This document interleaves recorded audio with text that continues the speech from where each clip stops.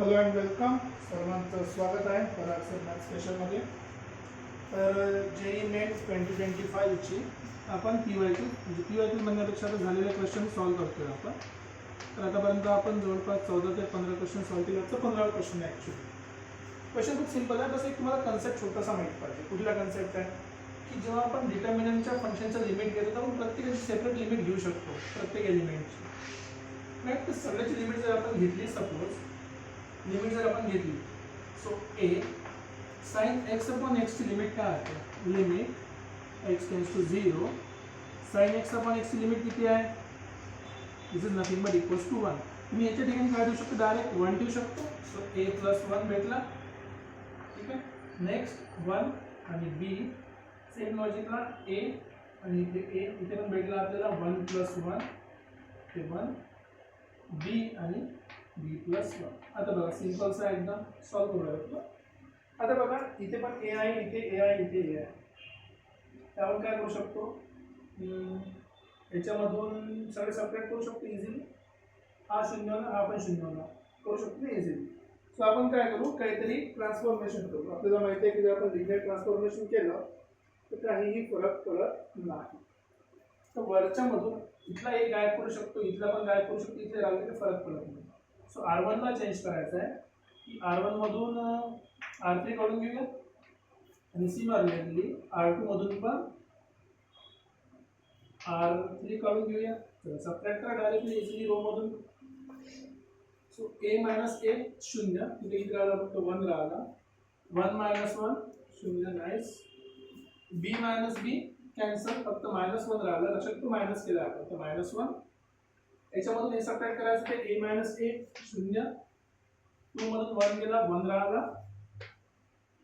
b मधून b subtract केला, इथे परत मायनस 1 राहिला, नाईस. आणि खाली फक्त काय राहिलं? a 1 आणि b प्लस 1. तुम्हाला वाटत तुम्ही आणखी एकदा सबट्रॅक्ट करू शकता, याच्यामधून हे सबट्रॅक्ट करायचं करू शकता, काही हरकत नाही. पण तुम्ही इथे जर डिटर्मिनंट घेतलं तरी काही फरक पडणार नाही, छोटासा नंबर आहे. पण जर तुम्हाला आणखी एक करायचं असेल तर मी काय करू शकतो की let's say R3 changes to R3 मधून मी R2 कॅन्सल करतो. R3 मधून या R3 मधून हा वरचा सबट्रॅक्ट करतो, हा पण 0 होता. थोडे इझी जाईल. काही प्रॉब्लेम नाही. करायचं असेल तर असं काही कंपल्सरी नाही, ते करू शकतो आपण. एका पहिल्या रोला काही टच केलेलं नाहीये, सेकंड रोला आपण टच नाही केला आहे. थर्ड मधून सबट्रॅक्ट करा. a मायनस 0 a राहतो, 1 मायनस 1 0, b प्लस 1 आणि मायनस मायनस 1, तर मायनस मायनस प्लस झालं, हा झाला b प्लस 2 झालं. सिंपल. आता डिटर्मिनंट कळून बघा. ऍक्च्युली इथे आधी सॉल्व्ह केलं असतं परवडलं असतं. रिझन काय की कुठलाही एक रो किंवा एक कॉलम जिथे जास्त 0 आहे, तर एक 0 आहे, इथे पण एक 0 आहे. तुम्ही डायरेक्ट डिटर्मिनंट घेऊ शकता. इथे सॉल्व्ह करा किंवा इथे सॉल्व्ह करा, it will not make much of a difference. ठीक आहे, तर आपण इथे सॉल्व्ह करूया. इथे सॉल्व्ह करूया, ते राहू द्यायची गरज नाही तशी, थोडा टाइम वाचतो आपला. सो 1 इंटू याचं डिटर्मिनंट. सो 1 इंटू मी डिटेलमध्ये सॉल्व्ह करतो. 1 मायनस 1 1 आणि b प्लस 1. 0 सोबत काही घेतलं ते मिळणार नाही, सो मायनस 0 शेवटी प्लस मायनस 1 इंटू 0 1 आणि a आणि 1. ठीक आहे. सो सिम्प्लिफाय करूया आपण. सो b इंटू 1 हा झाला b plus 1 minus minus plus 1, 0 तसाच आहे, इथे मायनस आहे. 0 इंटू 1 0 आणि मायनस 3. सो बेसिकली बघा किती फास्ट मध्ये आन्सर मिळाला आहे. मायनस मायनस प्लस a झाला, प्लस b आहे, 1 आणि 1 झाला तुमचा 2. आपल्याला कंपेअर करू आपण गिवन कंडिशन सोबत. गिवन इक्वेशन काय म्हणते आपल्याला? गिवन म्हणते equation this is equals to lambda a plus mu b plus c. बस साइड बाय साइड कंपेअर करा कोएफिशिएंटला. a सोबत इथे लॅम्बडा तिथे काय असणार आहे? काहीच नाही, म्हणजे इथे 1 आहे. इथे म्यू आहे b सोबत, इथे काहीच नाही, म्हणजे इथे पण काय 1 आहे. आणि c तर ऑलरेडी आहेच. सो आपल्याला कुठली कुठली व्हॅल्यू मिळाली? Lambda equals to 1, mu equals to 1 आणि c इक्वल्स टू 2. आपल्याला काय करायचं आहे? Lambda plus mu plus c चा square. So lambda plus mu plus c चा स्क्वेअर करू आपण. Lambda plus mu plus c चा स्क्वेअर करायचा. लॅम्बडा 1 आहे, म्यू 1 आहे, c 2 आहे, त्याचा स्क्वेअर. 1 प्लस 1 2, 2 आणि 2 4, 2 चा 4 चा स्क्वेअर झाला 16. So our answer is 16. That's it. Simple सा क्वेश्चन, सिंपल सा आन्सर, काही डिफिकल्टी नाही. तुम्ही इथे जरी सॉल्व्ह केला असता तरी काही फरक नसता पडला, सेमच राहिलं असते कंडिशन. हा भेटला असता आपल्याला मॅट्रिक्स. तर अशा प्रकारे हा क्वेश्चन आपण इझिली सॉल्व्ह करू शकतो, एक छोटीशी प्रॉपर्टी जर तुमच्या लक्षात राहिली तर. ओके, तर आता बघूया नेक्स्ट क्वेश्चन आणखी एक. ओके, तर क्वेश्चन बघूया. क्वेश्चन थोडासा अजीब असल्यासारखं वाटतं आपल्याला, एक करेक्शन म्हणावं की नाही म्हणावं आपल्याला प्रॉब्लेम. काय म्हणते, खूप मोठा क्वेश्चन आहे की एक हायपरबोला आहे, ऑब्वियस आहे, मेन ऍक्सिस आहे, ट्रान्सवर्स ऍक्सिस आहे of hyperbola with latus rectum. एच लॅटस रेक्टम दिलाय. सो पहिले ती कंडिशन फॉलो करूया आपण. So latus rectum equals to काय असते, 2 times b square by a. ठीक आहे, ए स्क्वेअर या कंडिशनसाठी 2 times b square by A square, sorry b square by a. ठीक आहे, बी square by a latus rectum दिलाय पहिल्या हायपरबोलासाठी. याची व्हॅल्यू दिली आपल्याला 12√5. इथून आपल्याला एक रिलेशन मिळालं. काय रिलेशन मिळालं, माझं समजा 6. So B square equals to 6a√5. Okay, हे पहिले इक्वेशन. सेकंड काय दिलाय म्हणते, ॲज इसेंट्रिसिटी. इसेंट्रिसिटी किती आहे, √5/2. इसेंट्रिसिटी पाहून घेऊ आपण. इसेंट्रिसिटीचा फॉर्म्युला काय, हायपरबोलासाठी √1 plus B square by A square, right. आणि इसेंट्रिसिटी व्हॅल्यू किती दिली आपल्याला, ती दिली आहे √5/2. ठीक आहे, √5/2. चलो व्हॅल्यूज पुट करूया आपण. इक्वल्स टू √1 प्लस बी स्क्वेअरची व्हॅल्यू डायरेक्ट पुट करू शकतो आपण, काही हरकत नाही. B square direct value put केली आहे, 6a√5 डिवायडेड बाय खाली आपला ए स्क्वेअर. ए स्क्वेअर सेकंड इक्वेशन आपल्याला सॉल्व्ह करूया आपण सेकंडला डायरेक्ट. ठीक आहे, दोन्ही साईडला स्क्वेअर प्लस स्क्वेअर केल्यावर काय होणार, रूट चालणार आहे. So squaring both side. Squaring both side simple सा काम आहे, जास्त कॉम्प्लिकेटेड नाही, फक्त थिअरेटिकल क्वेश्चन आहे, खूप जास्त थिअरेटिकल आहे क्वेश्चन. स्क्वेअरिंग बोथ साइड इथे मला मिळालं 5/2. राईट साइडला आहे 1 प्लस 6√5. लक्षात ठेवा इथे काय ए स्क्वेअरचा खाली फक्त ए राहिला आपल्याकडे. ए स्क्वेअरचा फक्त आपल्याकडे काय राहिला, खाली ए राहिलेला.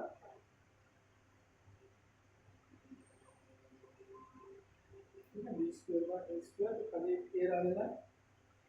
ओके, थोडं सिम्प्लिफाय करूया. हा 1 इकडे घेऊन येऊ शकतो आपण. So 5/2 minus 1 is equals to 6√5 divided by a. बाजूला 3/2 सिम्प्लिफाय करूया आपण. 5 minus 2 3/2 equals to 6√5 by a. 2 आणि इकडे आला, सो therefore a इकडे आला, 2 into 2 4. a equals to 4√5. जर a ची व्हॅल्यू भेटली 4√5, बी इझिली काढता येईल त्याच्यावरून. सो ए स्क्वेअर काढून टाकू ना सरळ सरळ. ए स्क्वेअर इक्वल्स टू ए पण बी पण काढू आपण. ए स्क्वेअर इक्वल्स टू किती भेटला आपल्याला, 4 + स्क्वेअर 16 × 5 इक्वल्स टू 80 भेटला A square. Okay, no problem.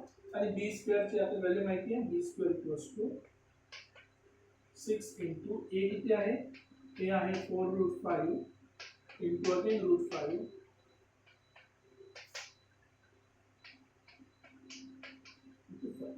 ठीक आहे, अशा प्रकारे आपल्याला काय मिळालं, बी स्क्वेअरची व्हॅल्यू पण मिळाली, ए स्क्वेअरची व्हॅल्यू पण मिळालेली. आता आपल्याला जी गिवन कंडिशन पण त्याच्याकडे जाऊया.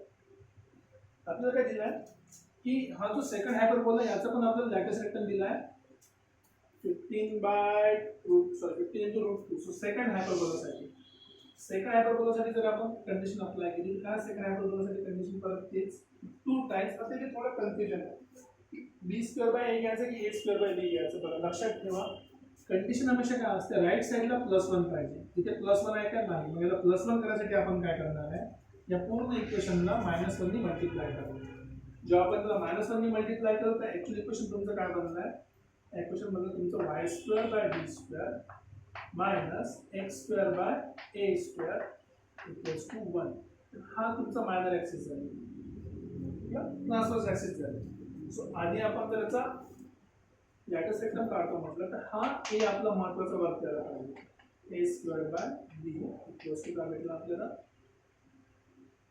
किती सांगितलं आहे 15√2. So this is equals to actually 15√2. ठीक आहे, हे महत्त्वाचा पॉईंट आहे. लोक इथं चुकतात. राईट साईडला -1 पकडून याला ट्रान्सफर्स पकडतात मग सगळं चुकून जातं. तो ट्रान्सफर्स नाही, ट्रान्सफर्स आपला काय ए ट्रान्सफर्स आहे. तर इथून आपल्याला जी व्हॅल्यू मिळाली ती आपण लिहू शकतो इझिली. ओके, आणि सेकंड आपल्याला काय म्हटलंय की the product of transverse axis. बघा, product of transverse axis is 100√10. So ठीक आहे, प्रोडक्ट ऑफ ट्रान्सफर्स ॲक्सिस करूया आपण. हे साईडला ठेवू सध्या. सो प्रोडक्ट ऑफ ट्रान्सफर्स, पहिल्याची ट्रान्सफर्स ॲक्सिस कोणती आहे? पहिल्याची ट्रान्सफर्स ॲक्सिस आहे आपली ए आहे आणि दुसरी ट्रान्सफर्स ॲक्सिस कुठली आहे? बी आहे. सो ठीक आहे, so transverse axis total 2 times a असते into 2 times b equals to किती दिली आहे? 100√10. तर ए ची व्हॅल्यू आपल्याला ऑलरेडी माहिती आहे. ए किती आहे? 4√5. सो इथे जर 2 इंटू 2 4 आधी लिहून टाकतो. हा ए इंटू बी आता इक्वल्स टू 100√10. इथे व्हॅल्यू पुट करतो मी. चला, आपल्याला 25 जर करायचं असेल तर ए ची व्हॅल्यू किती आहे आपल्याकडे? ए ची व्हॅल्यू आपल्याकडे 4√5. सो ए ची व्हॅल्यू कुठली? 4√5 equals to into B equals to 25√10. थोडंसं उचललं. ओके, सगळं तिकडे पाठवून द्या. सो बी इक्वल टू आपल्याला काय मिळालेलं आहे किंवा बी इक्वल टू आपल्याला मिळालं 25√10 on 4√5. आपल्याला बी स्क्वेअरचं काम पडेल कारण की आपल्याला काय करायला सांगितलं आहे? Eccentricity of latter. ठीक आहे, तर बी स्क्वेअर करूया आपण. So B square equals to 25 चा स्क्वेअर 110 कॅन्सल 4 चा स्क्वेअर 16 आणि हा झाला 5. Basically 2 times. ओके, ठीक आहे, 8 करू शकतो. सो बी स्क्वेअर आपल्याला मिळाला आहे 25 स्क्वेअर अपॉन 8. ठीक आहे, बी स्क्वेअर आपल्याला मिळालं. आता ए स्क्वेअर पाहिजे, इथं आपण यूज करू शकतो ना इझिली आता. सो बी स्क्वेअर आपल्याला मिळाला आहे, इथं आपल्याला इझिली यूज करू शकतो या इक्वेशन मध्ये पुट करून. लेंदी क्वेश्चन आहे ना थोडंसं. ओके, सो 2 टाइम्स ए स्क्वेअर असंच ठेवतो. आपल्याला काढायचं आहे बी इकडे आला आहे तर 15√2 इंटू बी ची व्हॅल्यू काढतो. 25चा स्क्वेअर रूट काढला तर 25 राहिला. 8चं झालं 2√2 खाली. √2 आणि √2 कॅन्सल. ओके, सो ए स्क्वेअर आपल्याला मिळाला 15 इंटू 25 आणि 2 इंटू 2 4. ए स्क्वेअर मिळाला, बी स्क्वेअर मिळाला. आता फक्त आपल्याला काय कॅल्क्युलेट करायचं आहे? बेसिकली सॉल्व नाही करतो, मला असंच करतो. सॉल्व आपल्याला काय करायचं आहे? इसेंट्रिसिटी. सो इसेंट्रिसिटीचा फॉर्म्युला आपल्याला माहिती आहे की कुठे असतो. फॉर्म्युला इथे लिहितो, व्हॅल्यूज वरती लिहितो. इसेंट्रिसिटीचा फॉर्म्युला काय झाला आहे? Under root. परत सांगतो वरती काय येणार आहे? ए स्क्वेअर इंटू बी स्क्वेअर. वरती येणार आपला ए square. So 1 plus A square plus B square. A square upon B square plus value put करायची आहे. हे आपला आन्सर. हे कुठे लिहू मी आता? ओके, थोडं लिहायला इथे लिहितो. जसं कसं सायझूम करतो, चेक दिसते का आता वरती? ओके, आहे क्लिअर. बस व्हॅल्यू पुट करायचे, बाकी काहीच नाही. So E equals to under root 1 plus आता ए स्क्वेअरची व्हॅल्यू आपण ऑलरेडी काढली आहे 15 इंटू 25 बाय 4 15 इंटू 25 बाय 4. आता बी स्क्वेअर खाली डिवाइडमध्ये आहे, इथे पण डिवाइडचे डिवाइडवाला वरती जाईल. सो हा झाला 8 वरती आला.